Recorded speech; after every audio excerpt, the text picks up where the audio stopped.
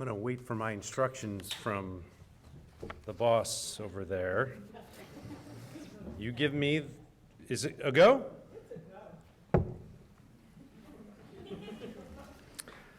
Good afternoon, good evening, good day. That's not even in any scripted remarks, even. It's great to see everybody here. I think I said this last year, but we keep adding rows of chairs as this event continues to grow. This event, as I was told, was held in Ellis Ballroom at one point. And while I lament potentially moving it over to Rosenberger because I love this setting, that may be the next step if this event continues to grow. It is becoming that popular. Thank you for joining us this evening. So students, faculty, staff, guests, judges who will be introduced to you in just a moment, I just want to welcome all of you to this very special event in the academic calendar of this college. It's one of my favorites. It's one that I look forward to every year. Our faculty do a terrific job in preparing all the students who were part of the prelims, and I believe we had in excess of 38, I think, candidates who attempted to be a finalist today. I want to thank all those students who took time out of their busy schedules to write a speech and deliver it and be a part of this event. Absolutely.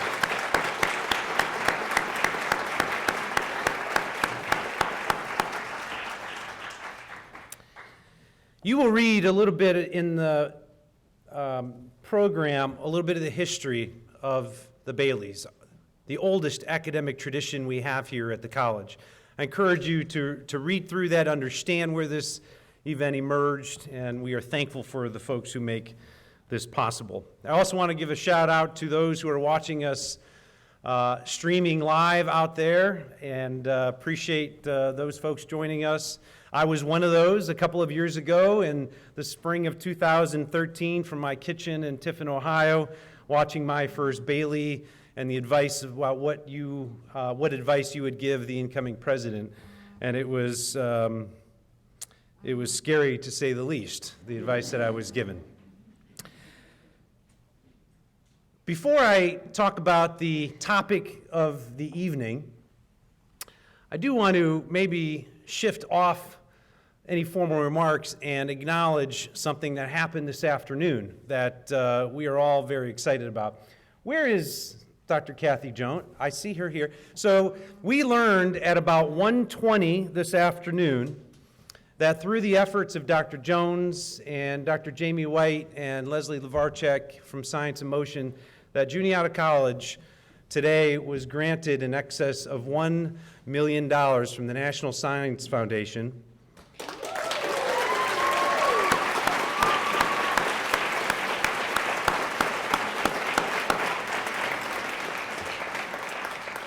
It's for a project called Energizing STEM Teaching Across Rural Schools. It's going to be a tremendous addition to our college, and I want to publicly acknowledge Kathy and Jamie and Leslie for their great work, and in many ways it ties to our theme for tonight. So not only do I want to share that news, this event, but to all of our viewers who are streaming this event. So congratulations for that tremendous gift. So tonight, contestants will be addressing this prompt. Central to social change is the courage to act. What can we do to transform the way we live, learn, and work to make our communities more just? And suffice it to say, our country, as well as this campus, has been challenged by change recently. This paradigm around social change particularly is complex and certainly multifaceted. However, true to our historical roots, I applaud our community for embracing these sometimes difficult and uncomfortable conversations. And the Juniata community has done so for a very long time.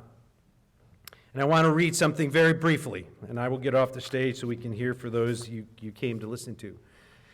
In 2004, October 2004, there was a gentleman by the name of John Lewis. Who knows John Lewis? Okay? one of the big six, part of the march in the mid-60s to embrace the civil rights movement. He was part of Bloody Sunday. John Lewis came here to Juniata's campus in October 2004 and delivered an address. I want to read part of that to you to help be a bit of a preamble for what we are going to hear tonight.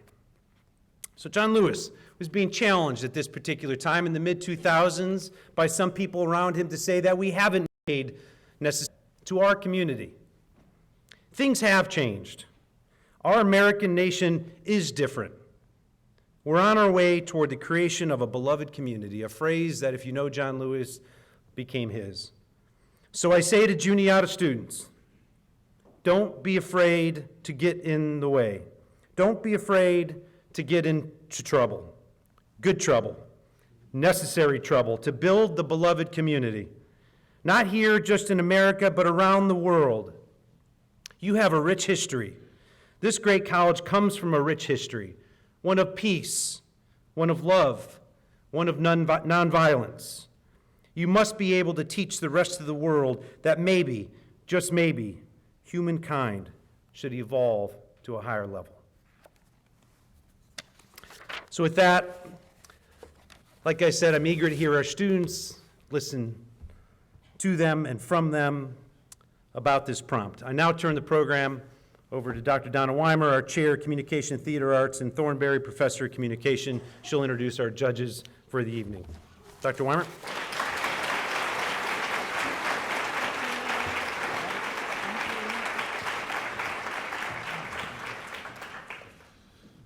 Morning, my speakers. These lights are bright. Get ready. Thank you, President Troja. Good evening, everyone, and thank you so much for joining us. Doctors Cockett, Falla, and Worley, and I are so very pleased to have you share our interest and enjoyment in public speaking.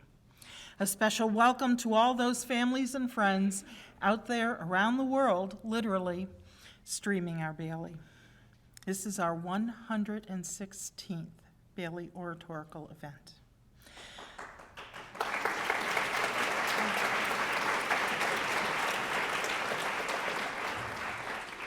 I would like to salute the 37 students who participated in the preliminary round and argued for a more just society.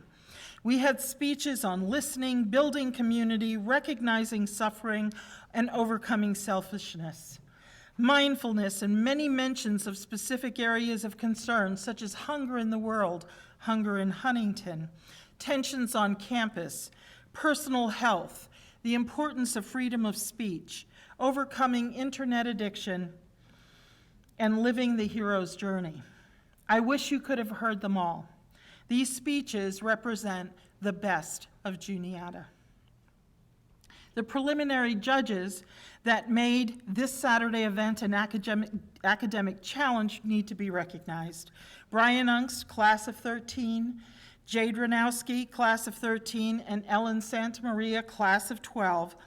These alums totaled over 30 hours of volunteer work in one Saturday. They traveled from afar and spent a precious Saturday to give back to Juniata, evaluate speeches, choose finalists, and write critiques to help our students benefit, whether they placed as a finalist or not. We simply have the best alums and close friends. Please help me thank them for sharing their dedication to the art and craft of public speaking.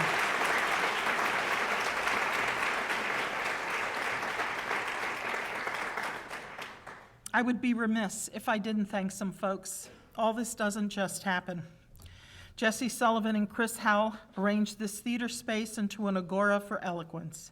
The digital media studio, particularly Matt Gaynor and Luke Frigello, as well as a band of stalwart digital technicians, you see them all over the room, are coordinating the video and the live streaming. Joe Tyler and Adam Steele helped to make one of the oldest academic events on campus high-tech. So thanks for the coordination and effort, and welcome to everyone out there in the ether. By the way, turn off your cell phones. Go ahead, do it. Okay. More than anything, I need to thank my compatriot, Heather Bumbarger, and my faculty for hours of invisible labor that make this event possible and Juniata shine.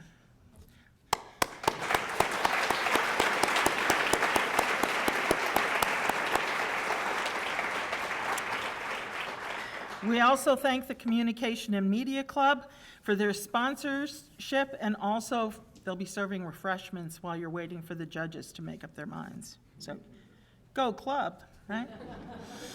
We thank our It is our collective and individual responsibility to preserve and tend to the world in which we all live. And thus we begin this evening.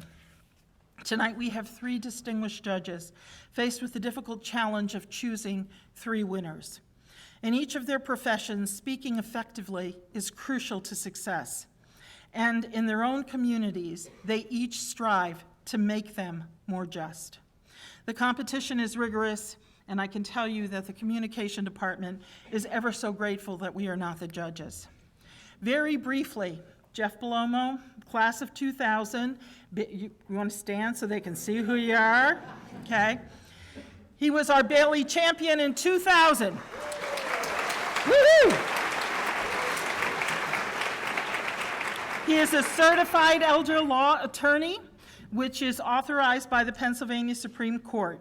He's been named a Rising Star every year since 2010 by Pennsylvania super lawyers, and that's an event prestigious because he's nominated by his peers. He received his BA with a program of emphasis in political communication, by the way, an individualized POE, okay, with honors from Juniata College. He received his Juris Doctor from Widener University School of Law. Jeff resides in West Manchester Township with his wife, Whitney, who is here tonight, also a Juniata alum, and their daughter, and as he says, these are his true passion. He travels around the country today, presenting at National Elder Law Conferences, specifically in the areas of asset protection, Medicaid, trust law, estate planning. He also coaches attorneys nationwide about running a business and the legal technical aspects of estate planning. Please help me welcome Jeff Belomo.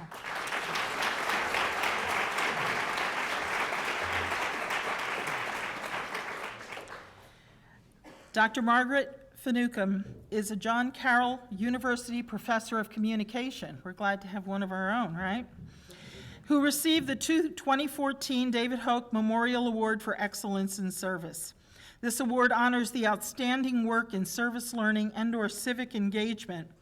As a David Hoke Memorial Award winner, she exemplifies the important role higher education plays in helping to envision and create the type of society and world we all want to live in. As Richard Kinsley, the director, stated, Dr. Finucane exemplifies this ethic. She is a consummate professional with a long personal history of service to others and a tireless commitment to the Cleveland community. We're glad to have you here.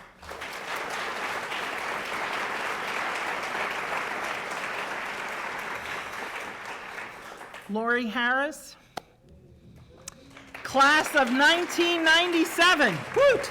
All right?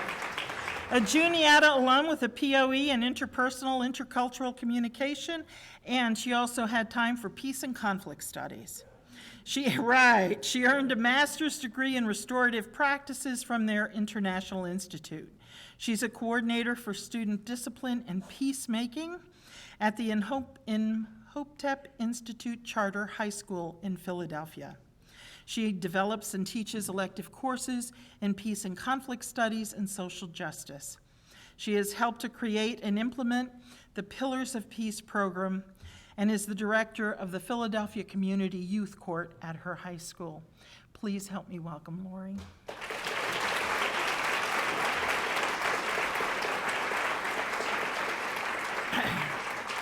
So if you have your programs, pull out a pen.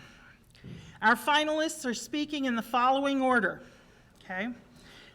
Connor HUNTER-KYSOR, class of 16 in Mathematics and Global Policy Studies, will be going first. Shaylin Perhenick, class of 16, Health Communication and Psychology, will be going second. Liliane Pari Umahosa, Peace going third. Casey LAPHAM, class of 17, Environmental Studies, will be going fourth. XAVIER CACHON, Sociology and Economics will be going fifth. Julie McMurray, I put the A on the wrong one. Julia McMurray, class of 18, International Studies, will be going sixth. And Caleb Mader, class of 17 in Biology, will be going seventh. Many ask me, what criteria do the judges use? In brief, the speeches are persuasive in intent. In a very short amount of time, these finalists will invite you to share their point of view. Their overall residual message must be clear, and they must support it with a clear line of reasoning and a variety of evidence. In addition, they must adapt their message to this particular audience, engage us emotionally, and enhance their message with effective delivery. In other words, walk on water in 6 to 8 minutes. Tacitus says that eloquence burns bright, and we will all be illuminated. So let's not wait a minute longer. Best wishes to all of the finalists. May Hermes, the god and protector of ancient oratory, guide you to eloquence.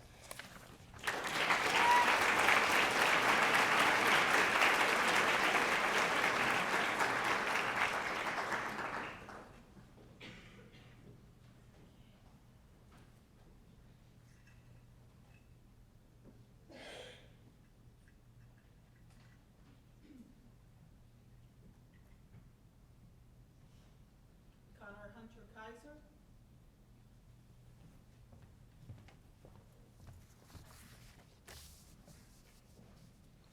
Connor HUNTER-KYSOR. The most prominent figure on the United States Supreme Court, Ruth Bader Ginsburg, argues justice continues to think and can change. I am ever hopeful that if the court has a blind spot today, its eyes will be opened tomorrow. Justice Ginsburg offers the insight that as time moves, so will our ideas of justice. The concept that justice evolves, though, is not yet incorporated in areas of our social life. In our current criminal justice system, as reported by the Sentencing Project, an advocacy group for prison reform, 1 in 3 black men and 1 in 6 Latin men will be incarcerated at some point in their lives. These statistics should frustrate us, but as a society, we are so accustomed to a punitive criminal justice system where those who have offended, who do not have the financial capability to properly defend themselves, may find they are victims of an overworked system. Now let's take a step back. Let's rethink how we see crime and punishment, how we see criminal justice, and consider what's best for the victims and the offenders. Yes, that's right, I said and the offenders. In a traditional lens, little communication occurs between the victim and the offender. As a result, the victim and the offender will not get closure, will not begin healing, because most of the time there is no communication about what is best for these two or more parties. Everything is clouded by the unconscious bias of judges and juries. The attempt to destabilize this dynasty of retributive justice is seen as unconventional. But my answer to what can we do to transform the way we live, learn, and work to make our societies more just is that we desperately need to change our idea of justice from retribution to restoration and healing. How? Let us contrast retributive and restorative practices, explore the benefits of restorative justice in a personal and community sense, and discuss ways that we can apply restorative justice here at Juniata. In a retributive justice system, we ask 3 questions. What happened? Who did it? And what do they deserve? With these in focus, we substantially view offenders as non-human, unable to change, and who will not benefit from rehabilitation. And the simple answer is that they must be ostracized from our communities, meaning imprisonment. While the United States represents only about 4.4% of the total global population, we house around 22% of the world's prisoners. Yes, 1 in 5 prisoners in the world is incarcerated here in the United States. In restorative justice, however, we ask another 3 simple questions. What happened? Who was affected? And what can be done for these parties to make amends?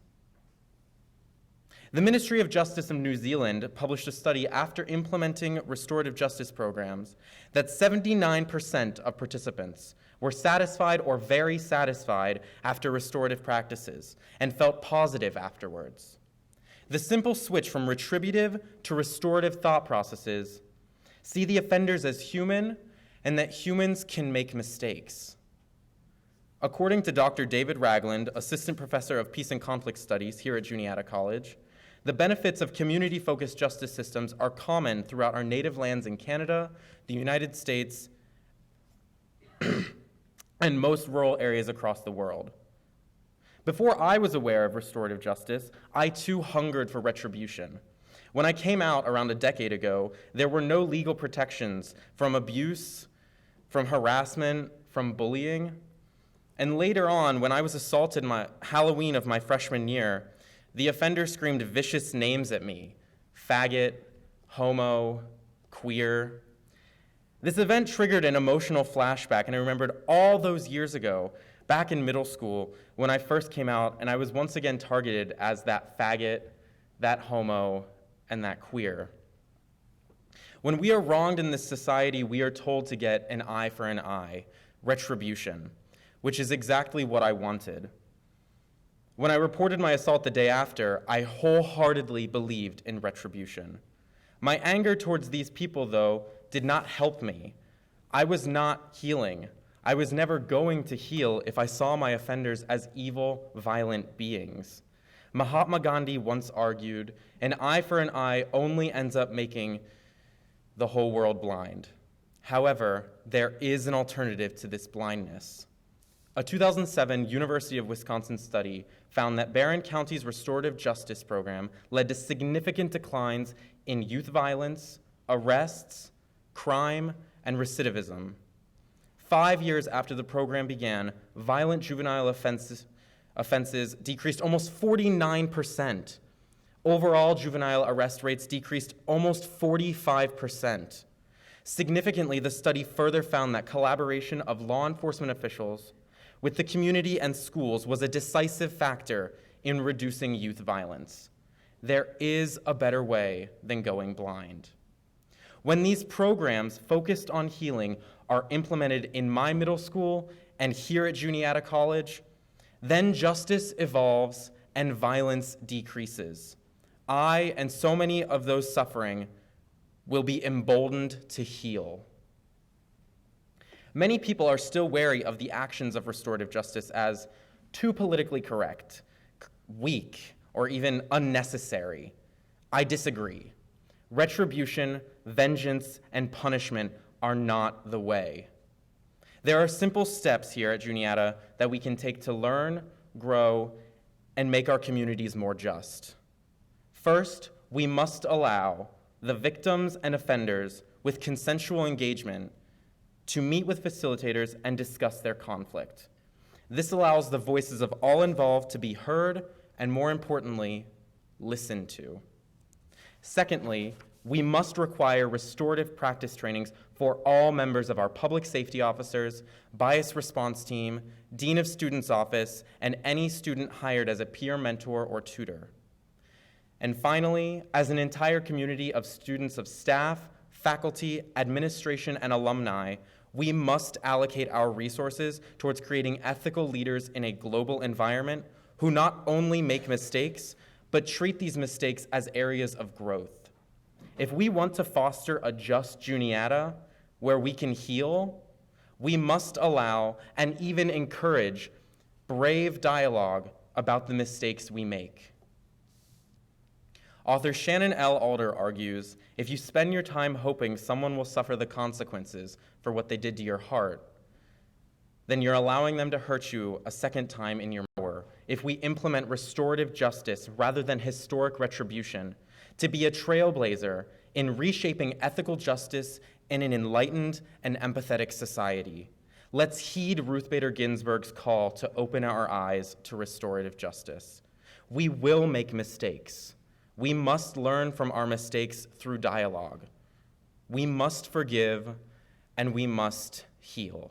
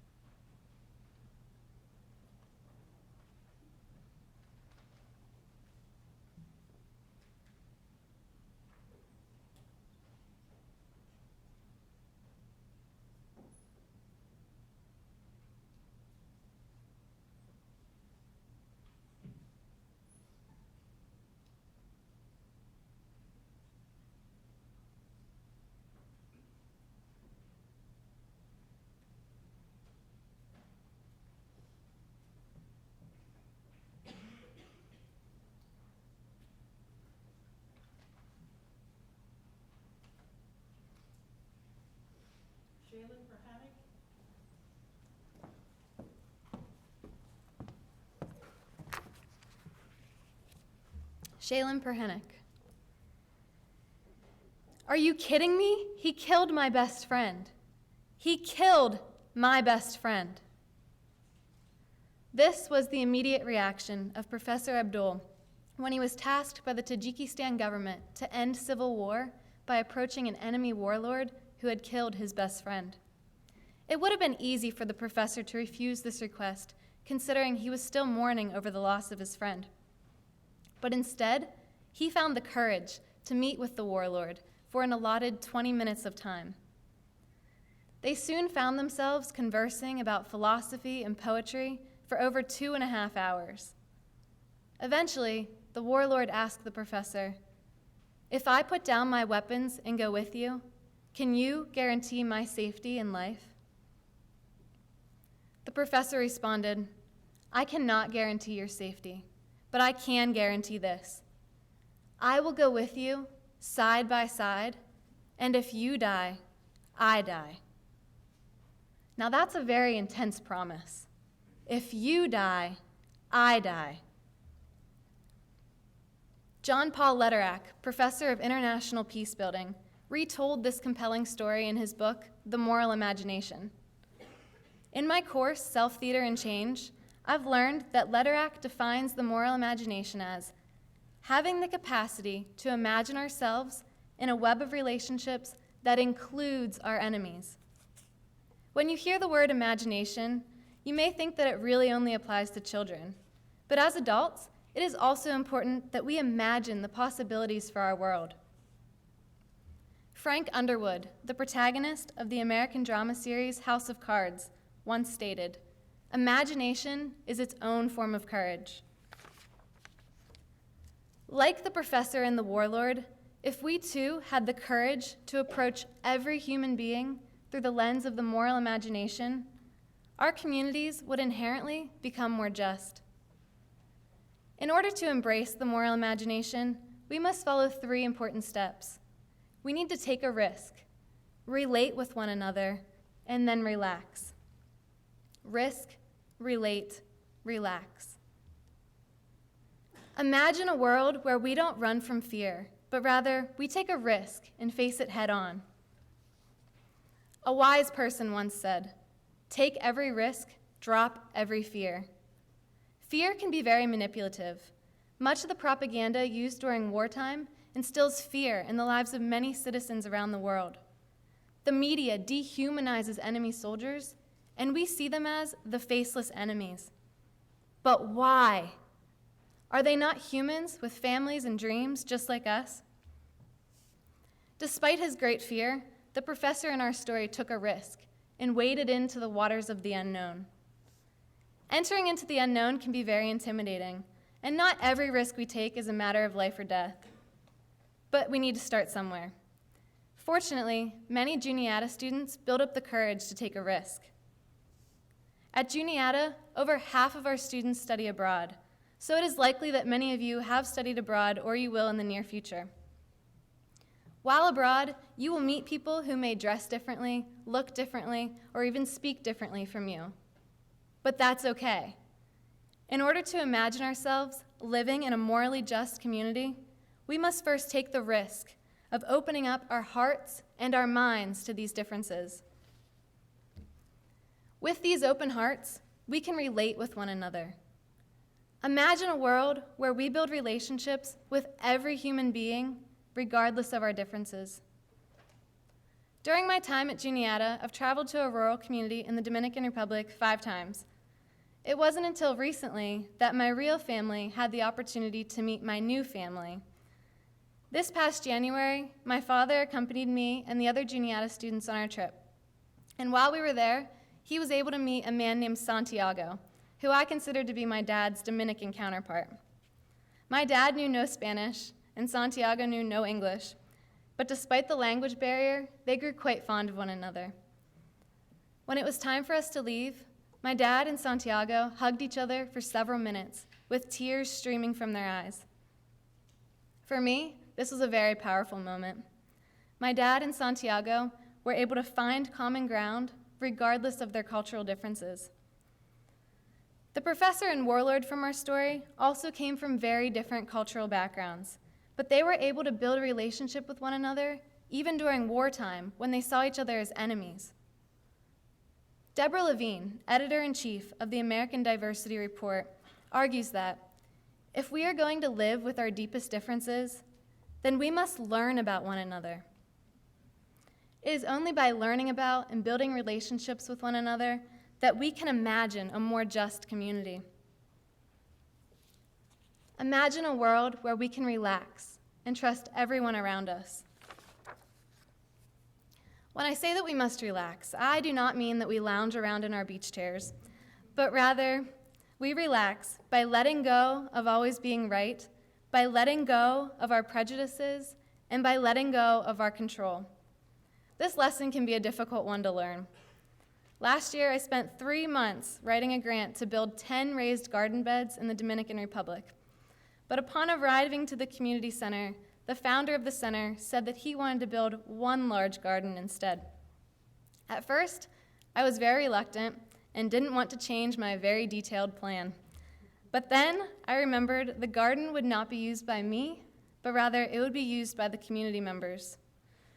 So I relinquished my control, and I was able to empower the community members by instilling my trust in their decision. Even Socrates, over 1,000 years ago, reminds us that the secret of change is to focus all of your energy not on fighting the old, but on building the new. So instead of imposing my own beliefs and values, I relaxed my control and allowed the community members to teach me something new. Likewise, the warlord eventually relaxed and relinquished his control by trusting the professor with his life. When we learn to trust each other, we can now more easily imagine a moral and just community. Once we have the capacity to see ourselves as being in a web of relationships with every human being, including our enemy, there is no turning back. At Juniata, we have several opportunities to see the world through the lens of the moral imagination. We can study abroad, volunteer, join a service club. The list goes on. And in all of these scenarios, we will encounter people who are different from us. But instead of turning away and letting fear control us, we need to take a risk, relate with one another, and then relax. When we can see imagination as its own form of courage, our communities will undoubtedly become more just. Can you imagine the possibilities for our world? Imagine the difference we can make.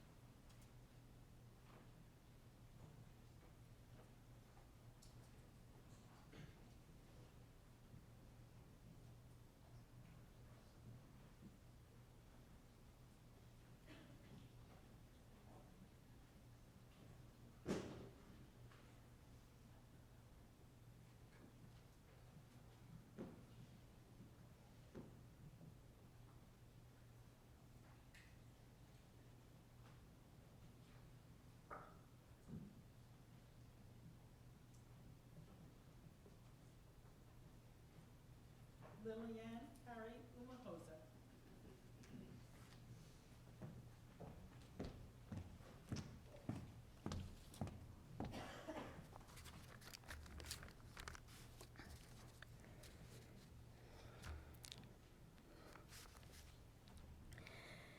Liliane Paris Umuhoza. Picture this, a mother with a 2-year-old child running, climbing hills, and descending valleys, escaping from the killers. An innocent little baby passing part of her childhood, hiding in bushes, then later finding herself in a foreign country as a refugee so as not to be killed. Don't be surprised, that baby was me. Rwanda, my native country, is where my story begins. Rwanda experienced ethnicity-based genocide in 1994, and I was 2 years old. When my community fell apart, my family and I, as well as other people who were targeted, we only had 2 choices: leave our country or stay and die. Really? Is that a kind of community you'd wish to live in? Is that a kind of community you'd wish for your children to live in? Martin Luther King said, "We are not makers of history, we are made by history. My history made me." Experiencing such a tragedy at an early age has been a driving force behind my aspiration to acknowledge injustice and seek for solutions. So today, I came with a package of them. Tonight, I'm standing here to tell you that injustice happened, it is happening, and it will happen again if we do not learn from the past. There are 3 main things we should do by learning from the past to make our communities more just. 1, empower through education. 2, eradicate inequality. 3, act against injustice. Education. Nelson Mandela, the former president of South Africa and 1993 Nobel Prize winner, said, "Education is a powerful weapon which we can use to change the world." I absolutely agree with him. Education is not only going to class to learn sciences, social sciences, arts, or anything we learn in school. A great education has to go beyond that. It is through education that we learn our values, discover ourselves, learn our right, know our identity, and learn how to raise our voices for ourselves and for those who can't raise their voice. Education opens our eyes to be able to see injustice in our communities, and it opens our minds and our hearts to have the courage to take act against injustice. Education, apart from leading to human empowerment and being a tool for economic growth, it can help to break the unjust rules set in some communities where girls are forced to get married at an early age. Example is Nigeria, where 50% of Nigerian girls living in rural areas are forced to get married before they turn 18. And according to the International Center for Research on Women, those girls have a high risk of suffering difficult pregnancies and often die when giving birth. Education can help us to prevent unwanted pregnancy for girls. Child recruitment to the military, and exclusion of women in some communities where they are not allowed to go out and express their ideas just because they are women.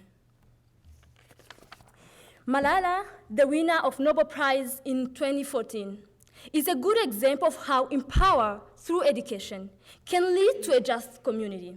Access to education gave her the ability to see injustice in Pakistan and the courage to raise her voice. As she said, one child, one teacher, one book, and one pen can change the world. Education gives us the ability to be compassionate, fair, and care for each other, which will help us to apply the second point of eradicate inequality. Inequality is one of the major causes of injustice. Let us look for a moment who face inequality every day. People who face inequality are those who are denigrated by our communities because of their sexual identity, religion, such as Muslim in today, or because of their race.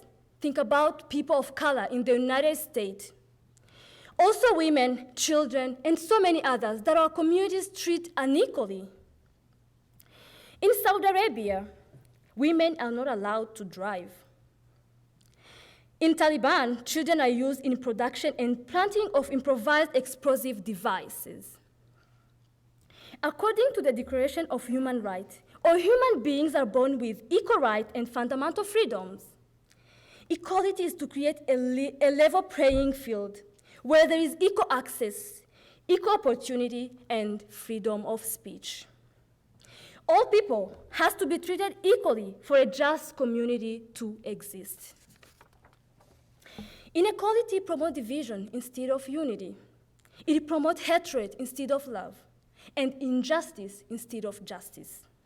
So we must act against injustice, which is the third point. Break the silence, raise our voices, speak up, and take action wherever we see injustice happening. Last year in November, a picture of a dead Syrian refugee, Aylan, was widely found on social media. A handsome little boy in a red top and a blue short, his body lying dead on the beach in the sand. This photo was a flashback to my younger self and other Rwandan children in 1994, fleeing to our neighboring countries because of the genocide. I wonder why we have failed to learn from the past event in order to prevent the repetition of injustice. If I and so many other Rwandan children experienced injustice in 1994, then 21 years later, Syrian children are experiencing injustice. It is more likely to happen again and again in the coming years if the world doesn't learn from the past and take action. If we had learned from the past, I wouldn't have lost a large number of my family during the genocide in 1994. After the crime of the Holocaust, when the world said never again to genocide. Same for Cambodia, Bosnia, Darfur, they all passed through the horrors of the genocide, one after another. Why? Because we failed to learn from the past. As George Santayana said, those who do not remember the past are condemned to repeat it. Past is a great teacher to create a present and a future just community. No, we don't have to let injustice stand in our communities. There is a possibility for our communities to be more just. If we empower through education, eradicate inequality, and act against injustice. In these three ways, we can learn from the past to ensure that injustice never and ever happen again. If you want to know who is going to make our communities more just, take a look in the mirror or take a selfie.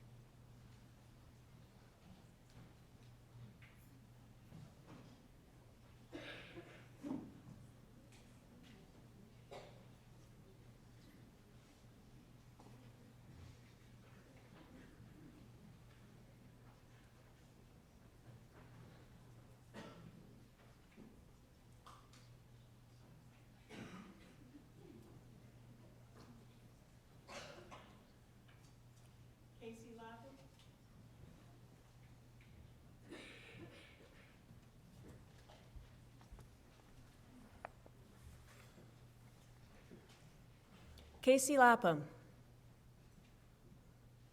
Once upon a time, there was a jungle. It overflowed with lush green plants and was filled with all sorts of animals that crawl, flew, slithered, and swung through the trees. And then one night, a rolling storm arrived, and a bright bolt of lightning grounded itself in the forest's swaying canopy. Soon, raging flames were ripping through the foliage, and great billows of smoke clouded the air. The jungle animals began to flee, the birds flying away with cries of fear, and the deer and tapir trampling through the underbrush.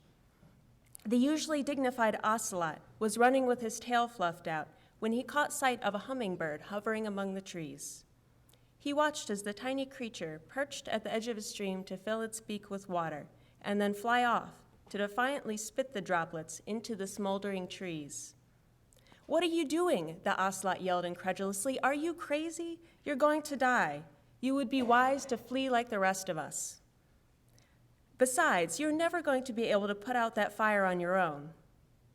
The hummingbird paused in her work and turned to the ocelot. "At least I am doing my part," she said, before returning to the stream to refill her beak with water.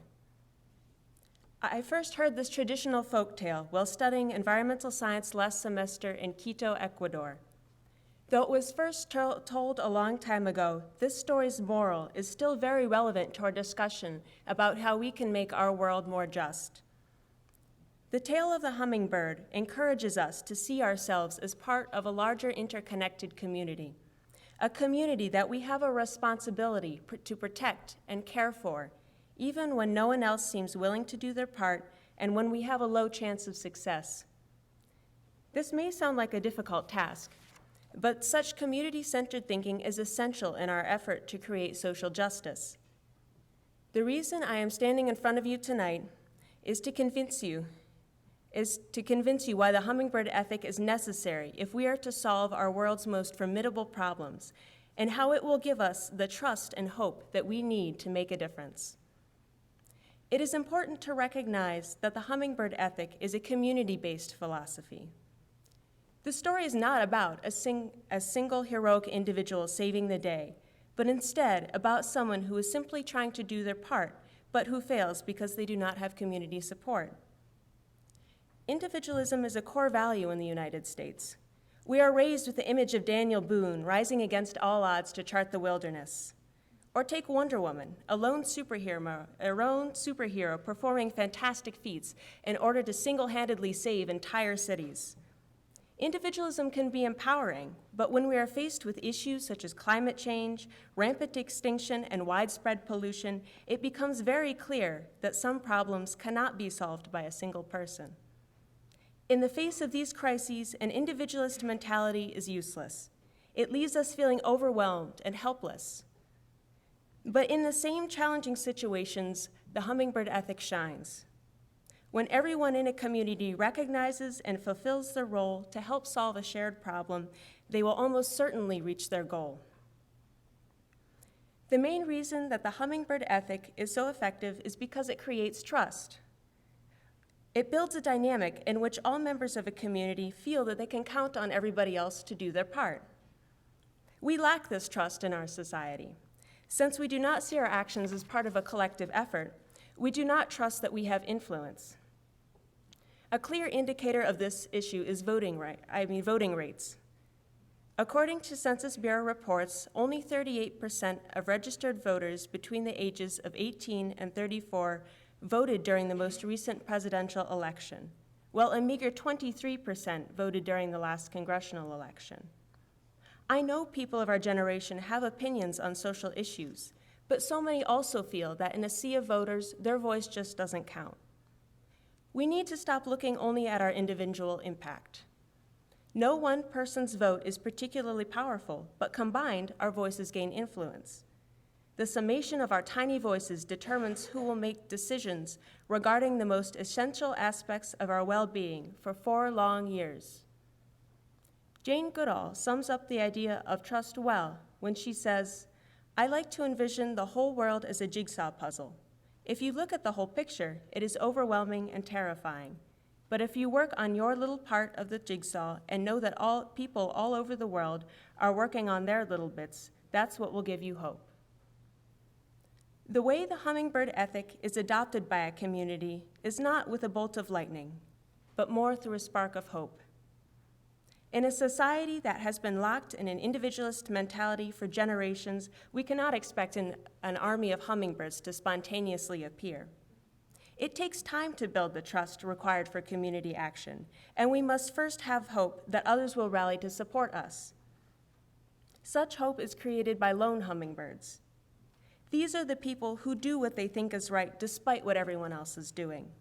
They take that first, risky, terrifying step and speak out even though no one else has shown any sign that they see a problem. They are a light for others wishing to speak out but do not yet have the courage. Just in our Juniata community, I see people willing to be solitary hummingbirds, and I see a kindling of hope. We are a group of individuals who have the courage to speak out in the face of injustice. We see our place in our communities, and we initiate campaigns to help both our next-door neighbors and friends on the other side of the planet. While I am inspired by many of the same great leaders as everyone else, Gandhi, Martin Luther King, Jane Goodall, when I am really searching for a source of hope, I find myself looking to you, the people around me who are already starting to make such a meaningful impact on the world. A good example of what is possible with the hummingbird ethic can be found in a small community in South Quito. The members of this neighborhood gather together every weekend to perform a task called minga, or work done by everyone that benefits everyone. They do not receive many government services, so when they realized that rain was washing their roads into their farm fields, they knew they weren't going to get any municipal aid. Instead of balking at the daunting amount of manual labor required to fix the problem, they simply got together and started digging. When I visited this community, men, women, and children were out in the streets working together to build an impressive network of curbs.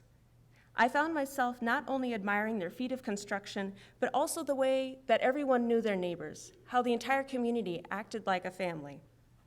If we found the courage to trust each other and take action like this community, what could we accomplish? Our generation may be facing daunting challenges, but they are not impossible ones. To solve them, we must recognize our place in our local communities, the natural community, and the world.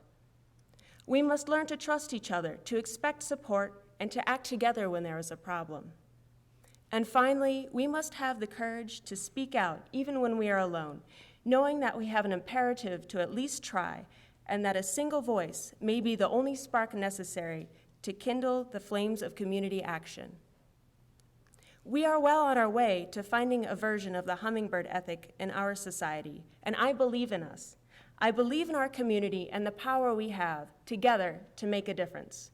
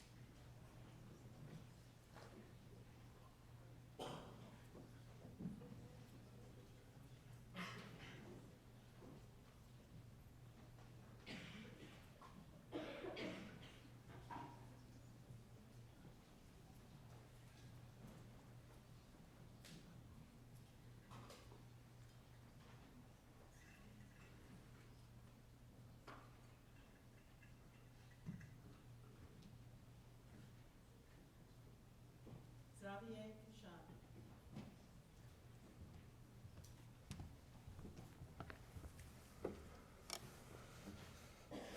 CACHON. XAVIER CACHON. As a junior studying sociology, a young dreamer aspiring to become a lawyer, and a human invested in the pursuit of justice, the challenge of forming more just communities has always been very important to me. I major in sociology because I'm concerned with the injustices that contaminate human society. My dream is to become a lawyer because I want to help induce social change. And I'm determined to pursue justice because just like MLK, I too have a dream of a better world. I argue tonight that a certain type of thinking, low effort thinking, infects each and every one of us and is the root of human injustice. But I also argue tonight that when each and every one of us employs an actively mindful and courageous daily effort, we can conquer low effort thinking and put our communities on track to becoming more just, peaceful, and accepting places. Allow me to first explain what I mean by low effort thinking. Every single person who lives within a society is composed of a vast database of knowledge that has been constructed and sustained by living in a human world surrounded by other human beings. From the moment of our birth to the moment right now, our parents, our friends, our teachers, and our society at large have all worked in conjunction to teach us and to socialize us to the knowledge we use to navigate and understand our complex human world. Much of this knowledge we don't even think about as something we have been taught or socialized into. Much of this knowledge sits way back in the unconscious parts of our brains, silently and efficiently guiding us throughout our days. This taught and socialized knowledge allows us to put our world on autopilot or cruise control. It allows us the freedom to live without having to critically think about everyday tasks such as how to greet someone you've never met before, how to interact with an authority figure, or how to end a brief human interaction. Social psychologists refer to this type of autopilot cruise control behavior as low-effort thinking. And it can be incredibly beneficial to our everyday selves as it just makes it easier to be alive. So at this point, many of you may be wondering why low-effort thinking is such a bad thing anyway. I mean, I would too. If it really just helps us navigate our complex world with more ease and efficiency, how could this thing really be the root of human injustice? See, even though low-effort thinking generally makes our lives easier, it also has the potential to be an extremely degrading way of thought when used inappropriately. For example, when it's used as a default to understanding strangers, the people whom we have never met before. See, when used as a default way of thought, low-effort thinking encourages us to use our databases of taught and socialized knowledge as our primary source of information. When we fall into this low-effort trap, we make a mental switch from trying to understand a stranger through who they are to what our databases would quickly label them as. That mental switch from difficult and long to easy and short is a problem. That creates injustice. Maybe applying some of these low-effort labels to me would help clarify this human-built injustice. If the U.S. Census Bureau were to describe me right now, my labels would be white, male, heterosexual, upper middle class, and a Pennsylvania resident. But how could a few descriptors even come close to accurately portraying the diversity of my complex human experience? Does my whiteness or my heterosexuality seriously trump my human creativity and ambition, or my aspiration to become a lawyer concerned with social justice? Let us all take a moment to really think about how these low-effort labels degrade us. William Thomas, a sociologist concerned with labeling, once said, "If men define situations as real, they are real in their consequences." See, once we've used low-effort thinking to slap a label onto an individual, we have essentially shackled that person down to whatever our understanding of that label may be. The slapped-on label and the applied meaning attached to it becomes the real thing to us, not the person. Labels severely limit human possibility. Just like when the world thought Albert Einstein was dumb because he didn't pass his college entrance exams, or just like when the world thought Jackie Robinson couldn't play baseball because he was black, or just like when the world thought Oprah Winfrey wouldn't become one of the most influential women in American history just because she was born to an impoverished teenage mother. Or just like when we assumed the girl sitting next to us in class couldn't play basketball or do math. Or just like when we assumed the international student in our group project couldn't help us write an A paper in English. Or just like when we assumed that an older white man walking down the street in Huntington was going to be racist. So if all labels do is degrade our fellow humans, then why does humanity even allow them to exist? Well, let's think about it. Labels exist because people aren't perfect. Throughout our entire lives, the knowledge that has been taught and socialized into us was constructed and sustained by other imperfect people. The databases of knowledge that we all have stored upstairs is inevitable to contain human-built labels. Labels, unfortunately, are simply an inescapable aspect of being alive. So what can we do? If labels will always be floating around in our minds, how can we get rid of them? The answer, we can't entirely. Demanding someone to completely forget something they have always known is impossible. But asking someone to be mindful of the things they have always known is not impossible. It's actually pretty realistic. Bhante Ji, a Buddhist monk with many respected texts about mindfulness, wrote, "Mindfulness helps us freeze the frame so that we can become aware of our sensations and experiences as they are, without the distorting coloration of socially conditioned responses or habitual reaction." When we engage in low-effort thinking, we are not using active mindfulness. We are instead relying on our socially constructed, imperfect knowledge and bad habits. This reliance leads to labeling, and by extension, to degrading our fellow humans. See, the labels that we are all aware of, young or old, male or female, black or white, gay or straight, American or foreign, liberal or conservative, middle class or upper class, will always influence us. But with the adoption of active mindfulness, they don't have to control us. Together, we must learn to identify labels as they arise during our thought processes, and then transform them into productive learning experiences. We must learn to be actively aware of why we are thinking what we are thinking. We must consistently ask ourselves, am I assuming or am I knowing? Do I know that the girl sitting next to me in class can't play basketball or do math? Or am I just assuming she can't? Do I know that the international student in my group project can't help us write an A paper in English? Or am I just assuming they can't? Do I know this older white man walking down the street in Huntington is racist? Or am I just assuming he is? Look, consistently practicing active mindfulness, how we construct our understanding of others, is not easy. It will require effort, it will require commitment, and it will require courage. While labels are inescapable, they need not control us. We all have a human commitment to pursuing a more just world, even in the realms of our own thoughts.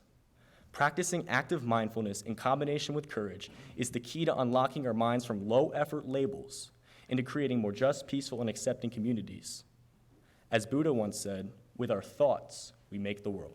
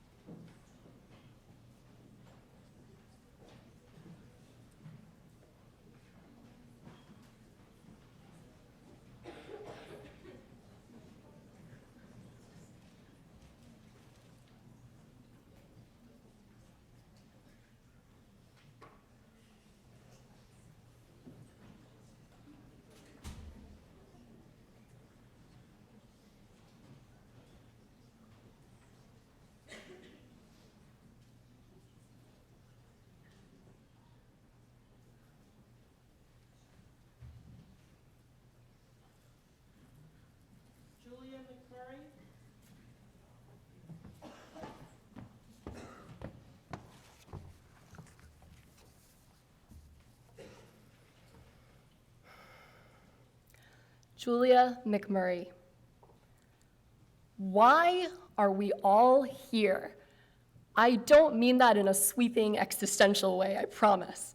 Just here, literally, tonight, in this theater.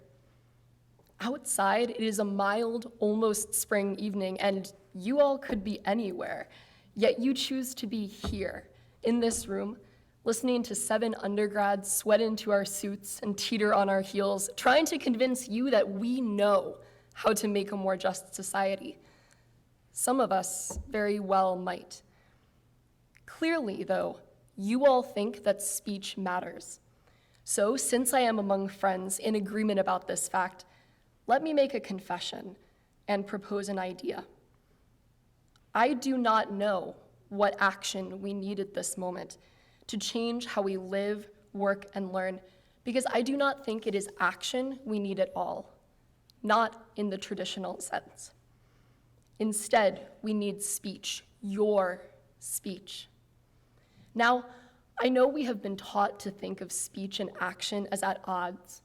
Politicians who don't accomplish anything meaningful are all talk.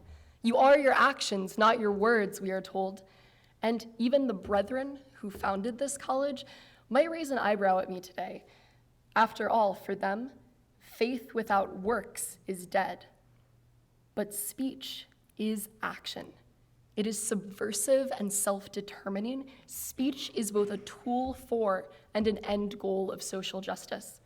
After all, what is more just than a society where everyone has a chance to express their needs, their wants, their hopes, their desires?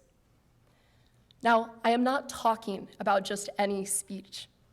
Constructive speech, that which bends our societal arc towards justice, as Martin Luther King might have put it, must rest on 3 principles. First, liberty. Second, inclusivity. And third, reciprocity. Simply put, we must foster free speech extended to all, created together. And this requires courage. The term liberal arts derives from the Latin liberalis, or free. And although that might surprise you given current tuition prices, I assure you it is true. A liberal arts education was meant to impart skills worthy of a free person in society so they could carry out their civic duty.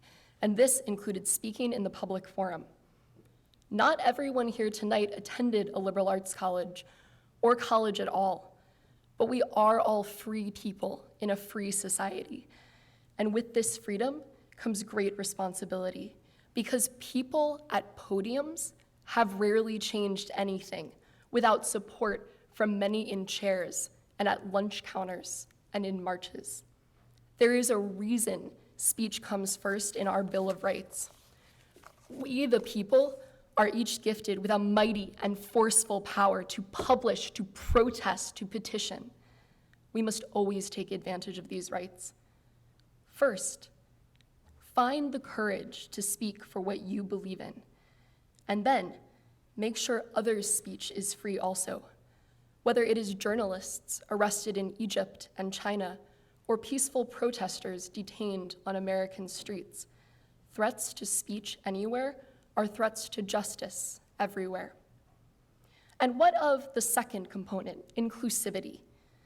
Paulo Freire, author of Pedagogy of the Oppressed, wrote that to deny people their primordial right to speak their word is to exercise, in his words, dehumanizing aggression. When seeking constructive speech, we must always keep in mind the legacy historically oppressed peoples carry, not just material lack or physical pain, though these scars are real, but something else. Another scholar, Edward Said, referred to as colonization of the mind. Over time, when people are objectified, marginalized, silenced, they come to see themselves through the oppressor's eyes. They come to believe themselves worthy of their treatment. And we see this today in all facets of our lives, sometimes without realizing it.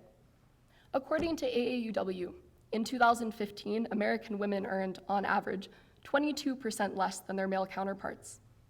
Why? Sexist employers are to blame, certainly, but some have posited that internalized sexism also plays a large factor. Women are far less likely to negotiate their salaries, to ask for raises, to assert their worth as employees than men.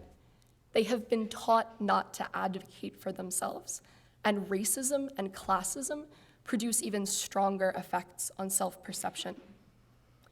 Therefore, the second component of constructive speech, inclusivity, calls for us to elevate all of those who traditionally could not speak, to remind people that their quiet voices matter just as much as our loud ones, to not merely leave a seat open at the negotiating table, but to invite people to sit in it, to not speak on others' behalf alone, but to stand allied behind them as they speak for themselves. And when others do speak, we must be prepared to listen. Constructive speech is ultimately reciprocal.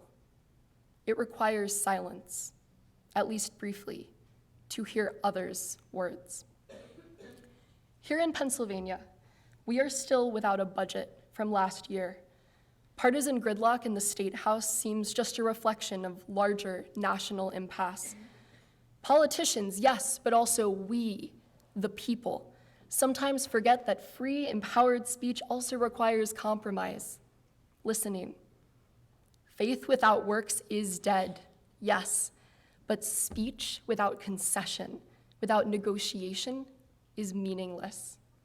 Even on campus last semester, we experienced the effects of dialogue disintegrating. Without speech, misunderstanding spiraled into campus-wide tension, and on various campuses throughout the country, that same tension conflagrated into bitter conflict. We must have dialogue. Otherwise, I hear presidential candidates calling for walls to be built and refugees turned away, speech in the traditional sense, to be certain. But is this what we want? I see hope for dialogue in Huntington. Whether it is at a community dinner, an activist theater performance, or a formally organized oratorical competition, we are encouraged to speak, to engage with others' views.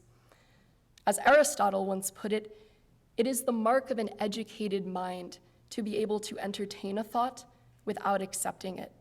And your mere presence today shows that you value entertaining many different thoughts. Maybe my few minutes have helped you to expand your already educated minds. But more importantly, I hope that when you leave this theater tonight and walk into that mild, almost spring air, we all carry with us the courage to speak, to support others in speaking. And finally, to be silent and listen. Then, together, may we build a more just society.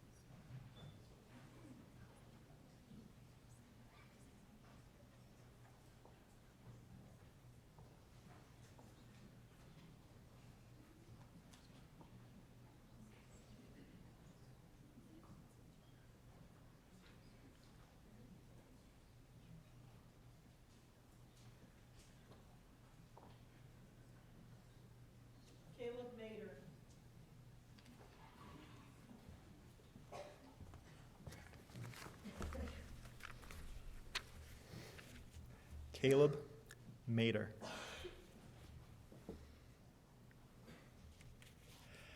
Every year, since the beginning of my career here at Juniata, I have come to the Bailey Oratorical.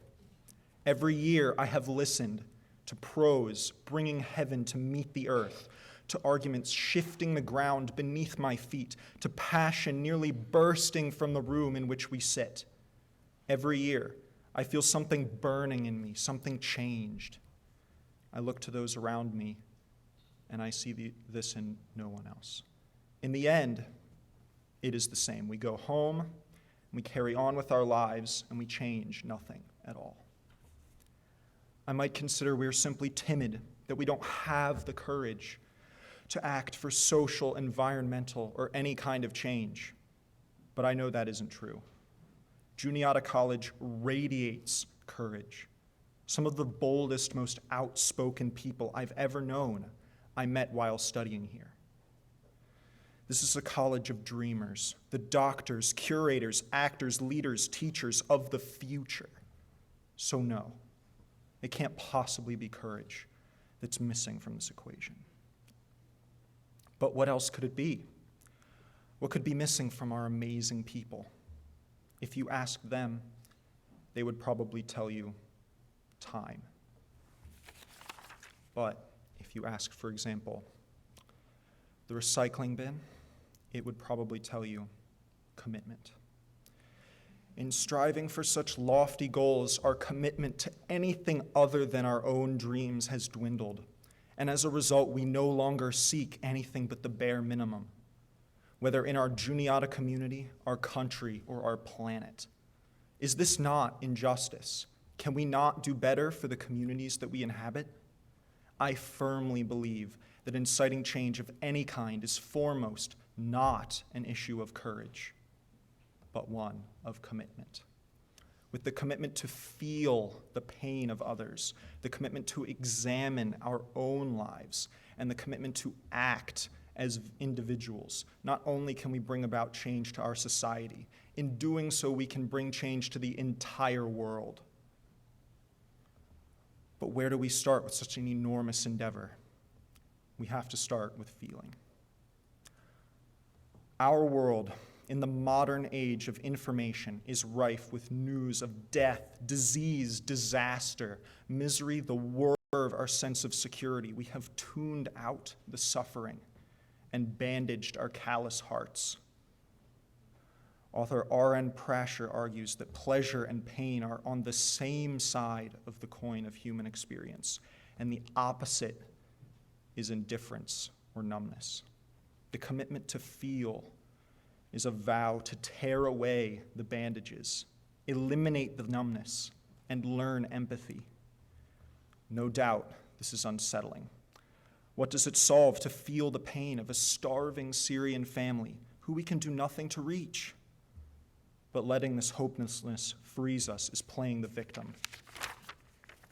Because even now, we can and do impact people of all nations.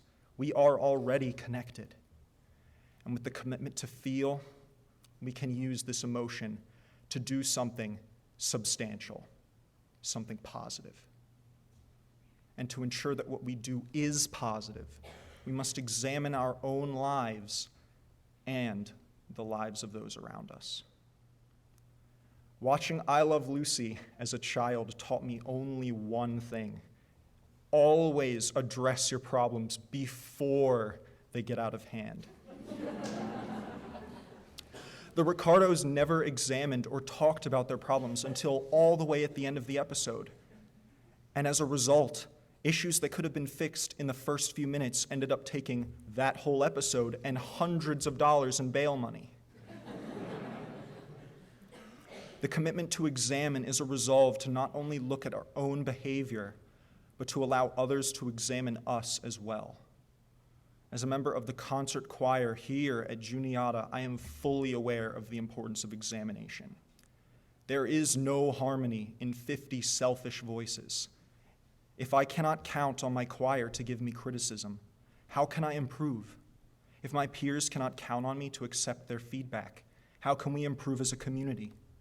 The unity we seek requires us to live in a way committed to examining ourselves and in a way willing to be examined by others.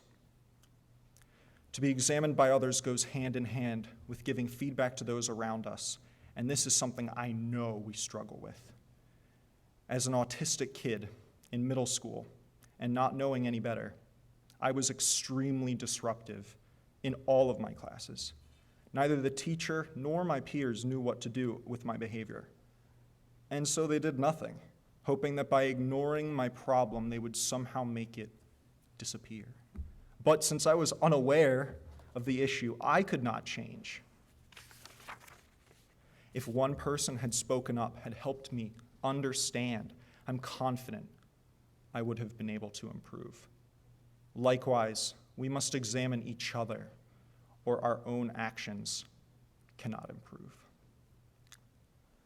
For the privileged people of the United States, action has become undesirable.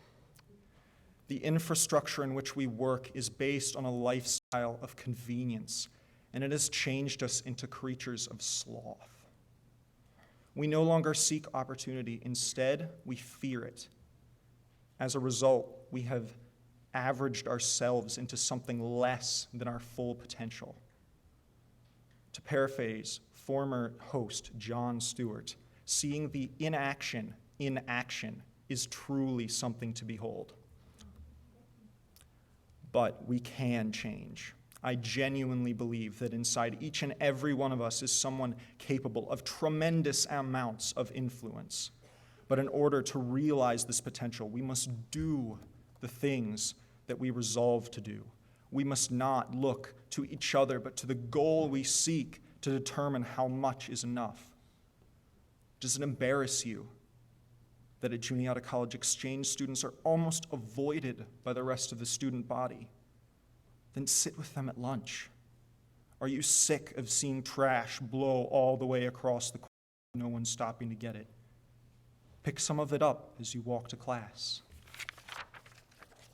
You determine the things that you care about, but you also have to act on them.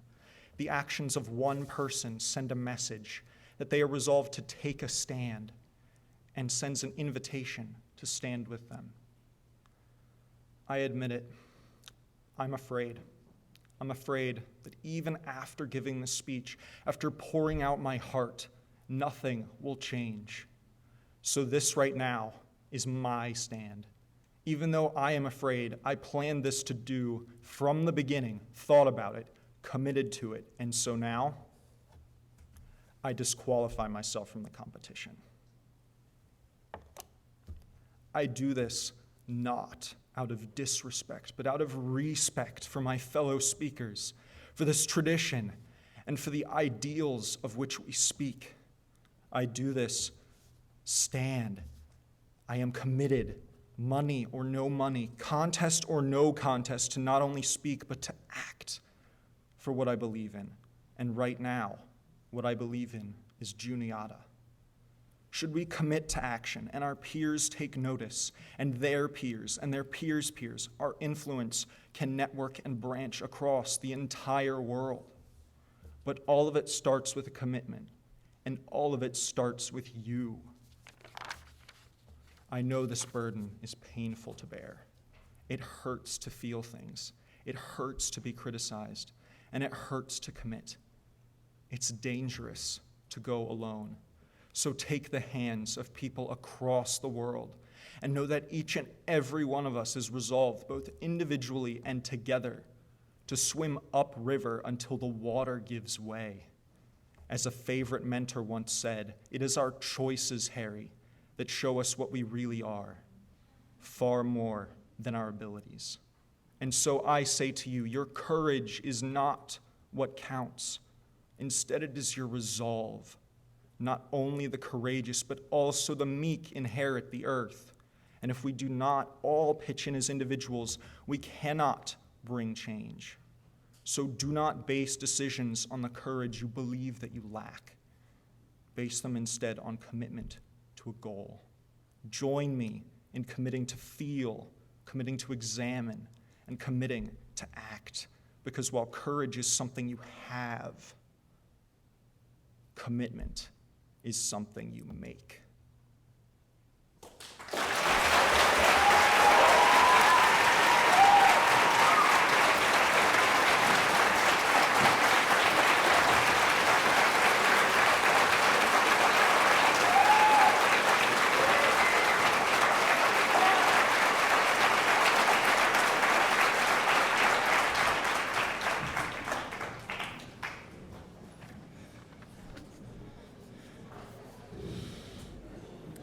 Impressive, yes? Thank you for being such a great audience and helping our speakers be the best that they can be. The judges will deliberate. They will be back in about 15 minutes. We have some refreshments. We hope that you can stay and wait and find out what their decisions are. We will next hear from Megan Myers of the Communication and Media Club. And yeah, woohoo! Yeah, there we go. Turn it over to you. I have to say, after watching the Bailey behind a camera or in the audience for the past 4 years, this has been the best group of speeches I've ever listened to. Congratulations, all of you.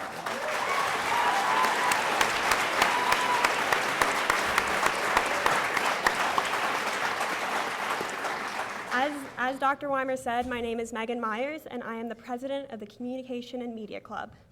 After listening to 7 amazing speeches, I'm sure you have your opinions on each and every one. I implore you to join the conversation on Twitter by using the hashtags Bailey2016 and hashtag Courage2Act. The conversation continues tomorrow at 4 p.m. in BAC C225. The Communication and Media Club is hosting our 2nd annual post-Bailey reflection and discussion. Dr. Donna Weimer will be facilitating the conversation, and we encourage staff, faculty, students, and especially Bailey participants to join. You are also able to be a judge tonight by texting in your favorite speaker to the number on the screen, 22333, with their designated text code on the screen and in the lobby on the screen. You will be voting for the People's Choice Award winner. After the deliberation, I will announce who that is. Also, everyone here tonight has a chance to be a winner. If you look under your chair or under your arm, you may find a sticky note, a pink sticky note. And if you find one, I know, are people finding them? They didn't fall off? Sorry guys, I didn't put them under your chairs. If you guys have found a sticky note, please come to the front and I will hand you your door prize. Congratulations as well. Thank you for supporting the Bailey. Thank you for supporting these incredible participants tonight. Join us in the conversation, in the voting, and for refreshments in the lobby. Thank you.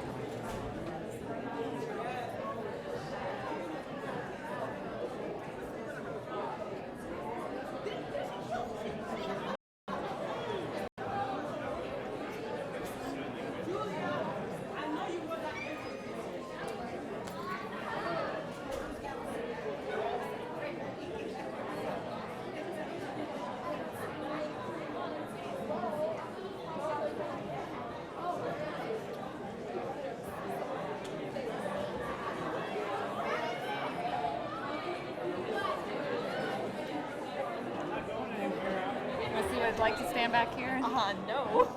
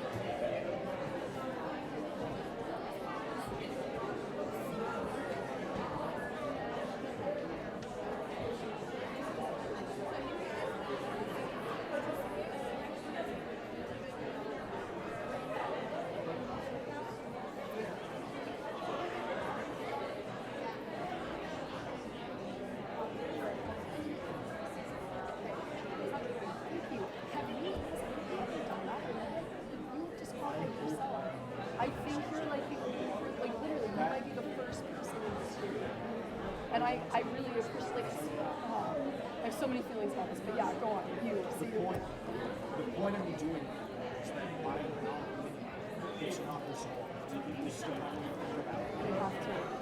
It's not, I don't feel like an audience that that person doesn't get it. Yeah. I don't want it to be about me. So I would say in my speech that I have to do this. But we got that. Like, it's self-sacrificial, but you're not trying to be a martyr. You're just, it's so clear as you were saying that, like, you care. And I think we all care and we all want to see it, and I appreciate having your added voice of, like, this needs to happen. Thank you. And thank you. This guy right here, there's just so much of this first year of history, and also, like, what a noble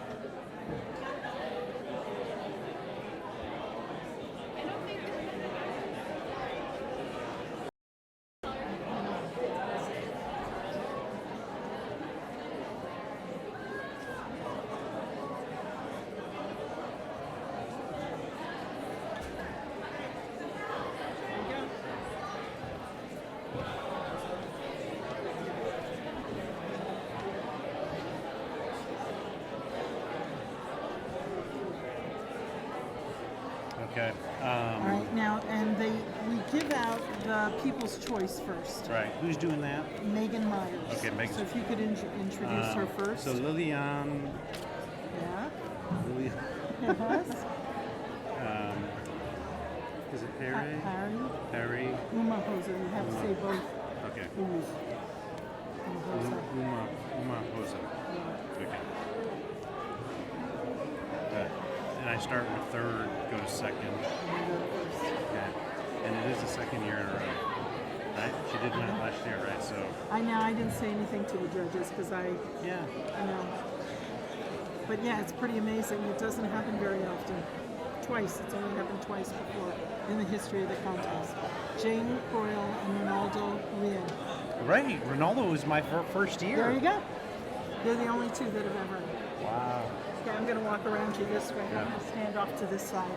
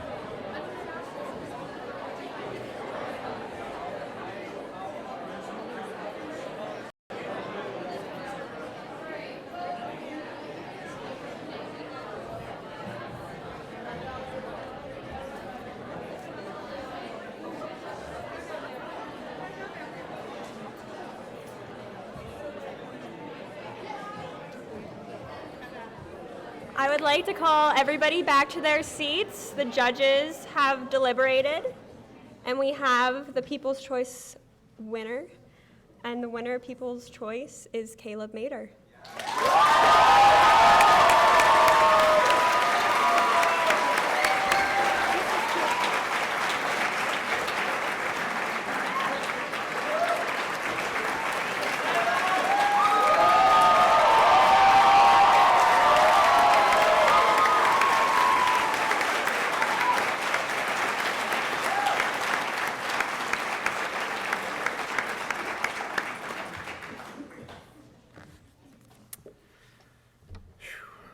Another round of applause for all of our contestants.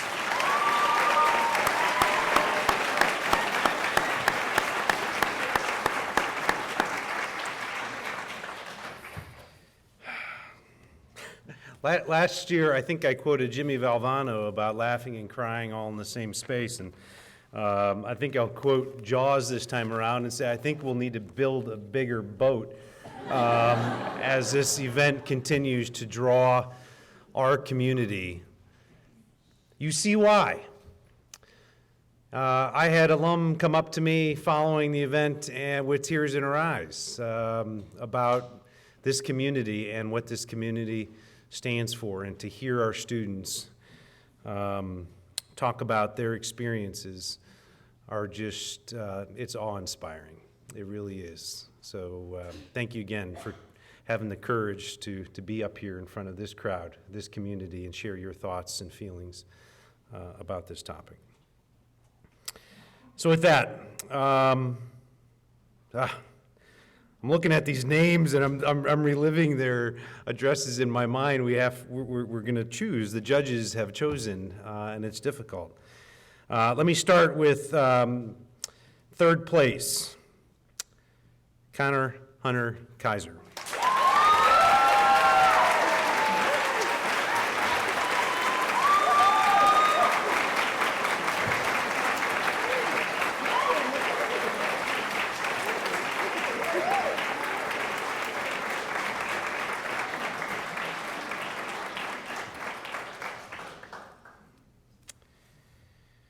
Our runner-up in second place is Lilian Pare.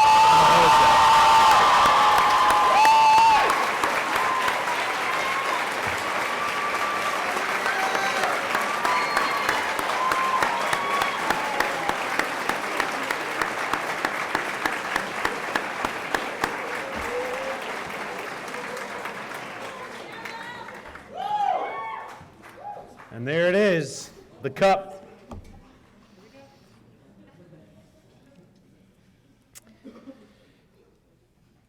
First place, and for only the third time in the history of the Bailey, we have back-to-back winners with Julia McMurray.